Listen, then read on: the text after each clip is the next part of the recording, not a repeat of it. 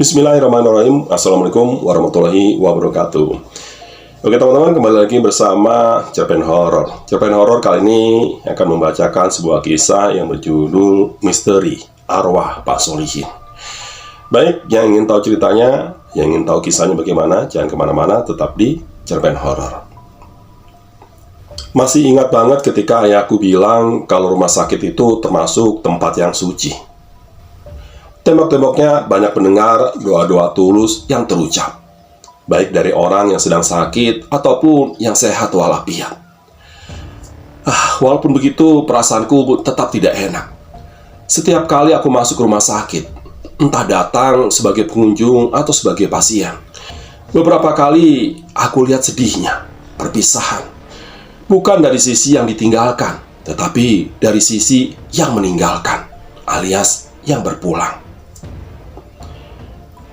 Ahmad adalah salah satu temanku yang terbaik. Kami berteman sejak masih sekolah di SMA dulu.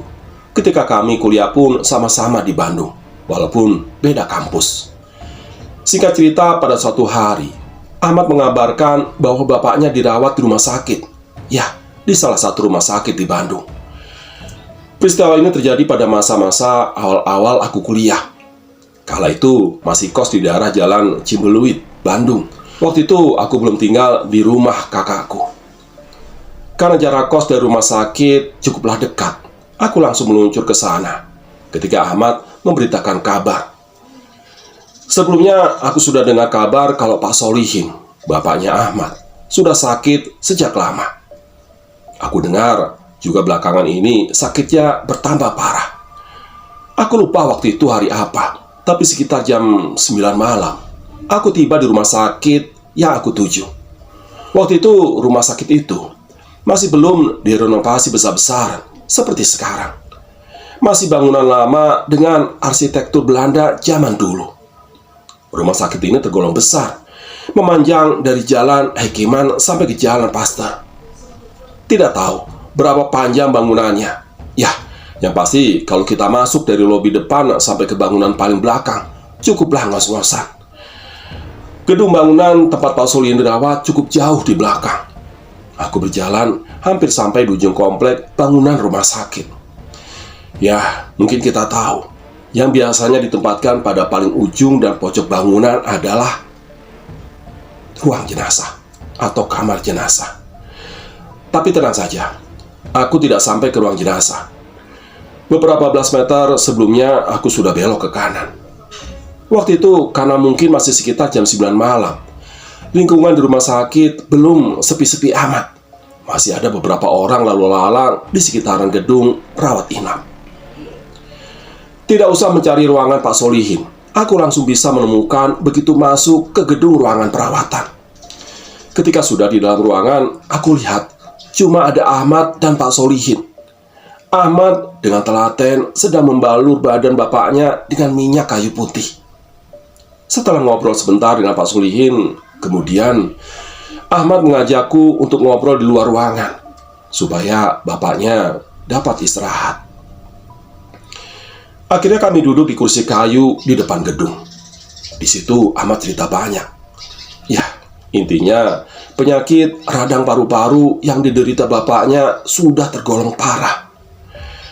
Menurut Ahmad, kalau dalam minggu-minggu ini tidak ada perkembangan bagus, maka keluarga memutuskan untuk membawanya pulang, dirawat di rumah saja. Setelah ngobrol ngalor ngidul sampai sekitar jam 12 malam, aku memutuskan untuk pulang. Sebelumnya, Ahmad minta tolong agar besok harinya aku datang lagi ke rumah sakit menemani dia menginap di situ. Lalu aku menyanggupinya, dan aku pun bergegas pulang. Malam itu tidak terjadi apa-apa. Keesokan harinya, setelah beres kuliah, aku tidak langsung ke rumah sakit memenuhi permintaan Ahmad. Aku memutuskan untuk pulang dulu ke kosan. Rencananya baru ke rumah sakit selepas maghrib. Sial, malam itu aku ketiduran. Terbangun sekitar jam 11 malam. Buru-buru aku bersiap jalan ke rumah sakit. Sebelum jalan, aku mencoba untuk menelpon si Ahmad, tapi HP-nya tidak aktif. Akhirnya ya sudah, Aku putuskan langsung saja aku berjalan ke rumah sakit. Tidak sampai 15 menit, aku sampai di rumah sakit. Ya, memang sudah terlalu malam. Seharusnya pengunjung sudah tidak boleh atau tidak diperbolehkan untuk masuk. Akhirnya aku coba untuk menelpon Ahmad lagi, tetapi sama, tetap saja tidak aktif. Saat itu posisiku berada di lobi dan mencoba sekali lagi telepon Ahmad supaya menjemputku di lobi. Tapi tetap saja HP Ahmad tidak aktif. Nekat ketika Pak Satpam teralihkan fokusnya, aku kemudian nyelonong masuk dan akhirnya sukses. Aku bisa masuk. Sekitar jam setengah 12 malam. Itu suasana beda dengan yang aku rasakan pada malam sebelumnya. Jauh lebih sepi. Sepanjang lorong yang aku lalui hening sekali. Tidak ada orang yang aku lihat lalu lalang. Aku masih berpikir, mungkin karena sudah nyaris tengah malam. Oh ya, lorong rumah sakit ini bentuknya lorong terbuka. Hanya tiang-tiang kayu yang menunjang atap di atasnya. Jadi, udara dingin Bandung langsung menerpa badanku yang salah kostum. Karena aku cuma memakai celana pendek. Lorong sepanjang kira-kira 300 meter itu terasa berkilo-kilo panjangnya. Karena perasaanku mulai tidak enak. Sejak masuk ke area gedung ruang rawat inap, aku tidak melihat satu orang pun. Sepi, hanya terdengar langkah kakiku saja. Udara semakin dingin dan suasana semakin hening. Aku takut. Sempat aku berpikir untuk balik lagi ke arah lobi. Tapi, pikirku tanggung. Karena ruangan Pak Solihin hanya tinggal beberapa puluh meter lagi. Aku kemudian memperlambat laju jalan. Dan ketika melihat sesuatu di depan gedung rawat inap, dari kejauhan aku melihat ada seseorang yang duduk di kursi kayu yang terletak di dekat pintu masuk gedung. Karena lampu selasar yang tidak terlalu terang. Jadi dari jarak sekitar 20 meter, aku masih belum bisa memastikan siapa orang yang duduk itu. Tapi dari perawakan, tampaknya aku kenal. Leganya. Ternyata itu Pak Solihin. Alhamdulillah, beliau sudah sehat, gumamku dalam hati. Padahal kemarin, bangun dari tempat tidur saja susah. Sekarang sudah bisa duduk di kursi luar. Assalamualaikum. Assalamualaikum Pak. Alhamdulillah. Gimana Pak? Sudah enakan badannya? Tanyaku kepada Pak Solihin. Waalaikumsalam. Alhamdulillah. Iya, sudah enakan. Jawabnya sambil tersenyum. Ketika aku tanya Ahmad kemana, beliau bilang Ahmad pulang ke Serang mendadak karena ada keperluan. Kota Serang, Provinsi Banten, adalah kampung halaman Pak Solihin dan keluarga cukup jauh dari Bandung. Kurang ajar si Ahmad. Gak bilang-bilang kalau pulang mudik. Udah gitu, HP-nya gak bisa dihubungin. Mati lagi. Kalau tahu gitu kan, aku gak akan datang ke rumah sakit. Terus Bapak di sini sama siapa ya? Siapa yang nungguin Bapak? Saya tidak ada yang nunggu. Tidak apa-apa. Bapak sudah enakan kok, jawab Pak Solihin sambil tersenyum. Kami duduk bersebelahan di kursi kayu panjang. Tidak ada orang lain di sekitar. Perawat-perawat yang biasanya seliweran pun tidak ada sama sekali. Kami berdua lebih banyak diam tanpa perbincangan. Karena aku juga jarang banget ketemu beliau.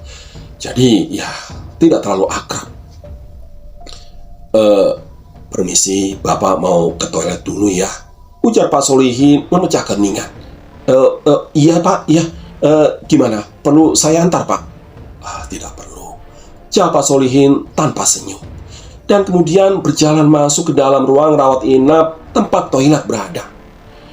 Beberapa menit kemudian, HP-ku berbunyi. Ada panggilan masuk.